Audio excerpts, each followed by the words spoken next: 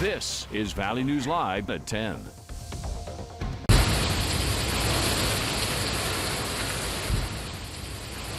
Here was taken in Underwood, Minnesota around 6 this evening, but it was a sound and a sight heard and seen across the region this evening as significant storms moved through the area, causing lots of damage. One of the hardest hit areas was nearby South Turtle Lake. These photos sent in by viewers show the roof just completely ripped off this trailer house. That's where we find Valley News Team's Nishay Taylor tonight. She joins us live with a look. Nishay?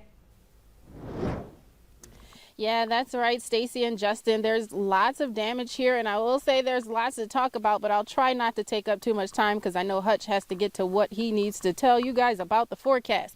But first up, let's start here. This is a pontoon. I was speaking with a neighbor earlier.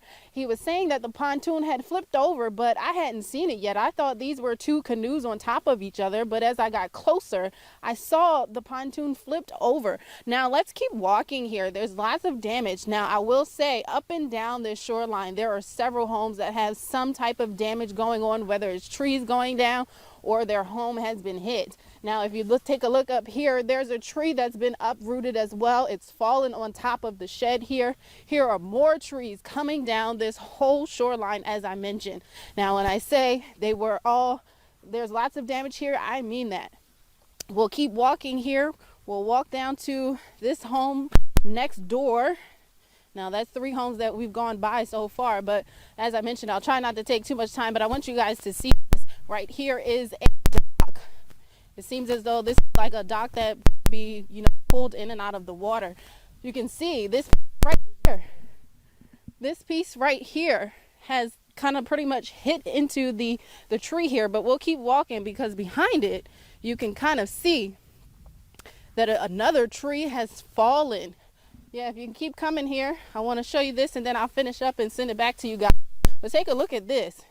Here's a tree that's been uprooted in the area here, and it's fallen onto this dock. Now, these people that live here probably won't even be able to use this dock because the tree is toppled on top of it. It may take time to get it off there, but once it's off, the dock is probably broken at that point. So, yeah.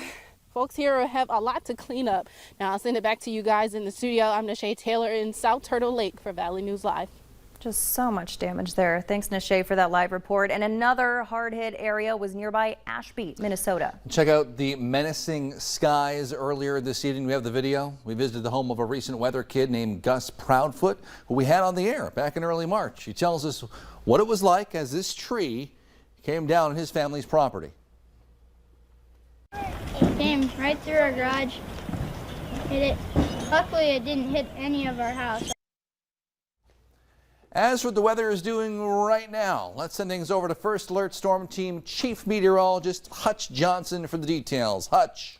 All right, thank you so very much. As we head into the late evening hours, we still have thunderstorms. There's still a chance we could have some strong ones. We haven't had a warning for a while. The last warned area was the Fargo-Moorhead area for the storms that continue to surge northward through places like Ada and Mahnomen. Right now, gusty wind will be the primary risk from this line of lightning-producing storms you see just to the north and northeast of the FM area. Check this out as we look on the backside of the storm system. Cold, windy, and very wet. The rain has been persistent. Devil's Lake down into the James River Valley. Several inches of rain already reported on the ground in Carrington. 3.5 earlier tonight with more falling. Here are these storms moving north. They're moving at a clip of about 40 miles per hour, so they've passed through the FM area. We still have some rain heading our way. All of this moving north, northeast at 40. From Castleton through the Hillsborough area all the way up towards Borup and now pushing in towards Crookston. It's a line of strong storms. A lot of areas were impacted by this, and they blew their way all the way from Grant County right up into our northern valley and even up towards Bemidji. Areas with power outages and a lot of damage, and it's still pouring in. Thanks for all of your photos. It does look a little quieter now as we head to the evening hours. The good news. The risk for the strong tornadoes is done. We could still see some strong storms. Gusty straight line winds will be the main threat through the overnight hours. Your hour-by-hour forecast for a much quieter week of weather ahead here. Stacy in a few moments. Quieter sounds good. Thanks, Hutch. Especially on nights like tonight. Don't forget to keep your VNL weather app handy. You can get forecasts right at your fingertips. If you don't have it, download it and you'll be able to use it immediately for free. Just search VNL weather in your app store.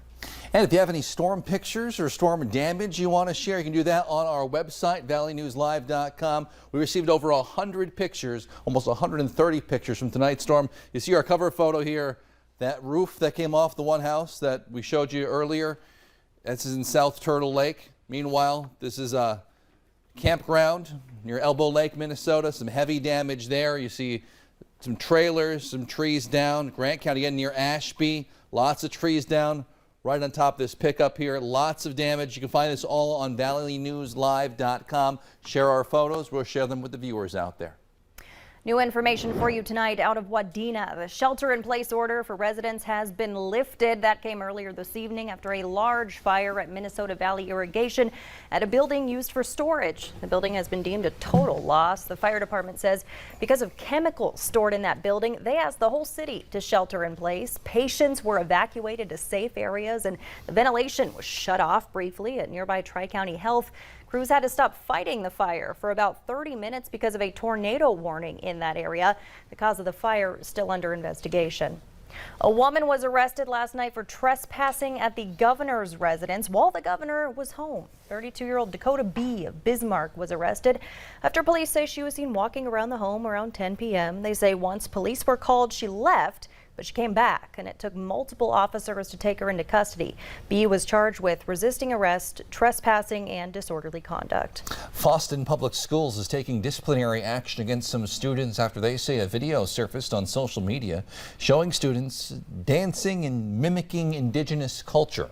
2 weeks ago, same district, another photo circulated on social media showing a student with their knee on the neck of another, the caption referring to the murder of George Floyd. Boston superintendent says, quote, hate has no home in our school district, end quote. High school seniors all across the valley celebrated their graduations this weekend. Some West Fargo parents say they were locked out from seeing their child in person. Sarah Sinnott says her family got tickets for West Fargo's graduation ceremony, scheduled to start around 1. She says she got there around 1:03, but when they got there, the doors were locked. And she says many families had the same experience. But they were telling people that they absolutely were not letting anybody else in. This was my oldest daughter, my first baby to graduate high school, and I didn't even get to watch her walk across the stage. West Fargo's high school principal tells us the doors were locked at 1:05 as a way to minimize disruptions.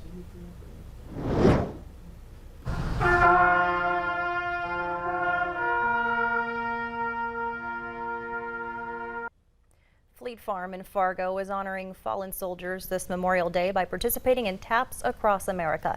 Tens of thousands of people all across the country joined together in playing taps this afternoon. The sales manager for the store tells us what it was like to be part of it.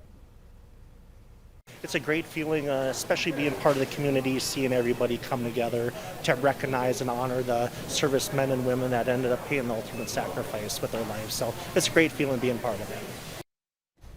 The rain let up long enough today for hundreds, if not thousands of people all across the valley to gather and honor those who died for our country, including an event at Riverside Cemetery in South Fargo. Valley News Team's Bailey Hurley gives us a look.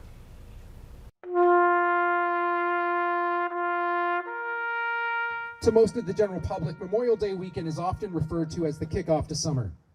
Many of us will enjoy the summer visiting family, friends, going on vacation. Today and every day, though, we need to honor those that have fought for us to enjoy those luxuries. The men and the women that have sacrificed everything for our freedom to do so. Our debt to these heroic men and women can never be repaid. We must embrace each day, never forgetting their sacrifices, not just by uttering the words thank you, but by living by them.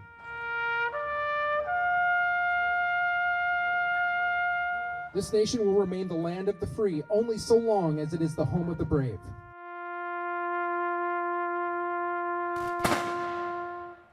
So today I remind you to be proud. Be proud of them, and for them, be proud to be an American.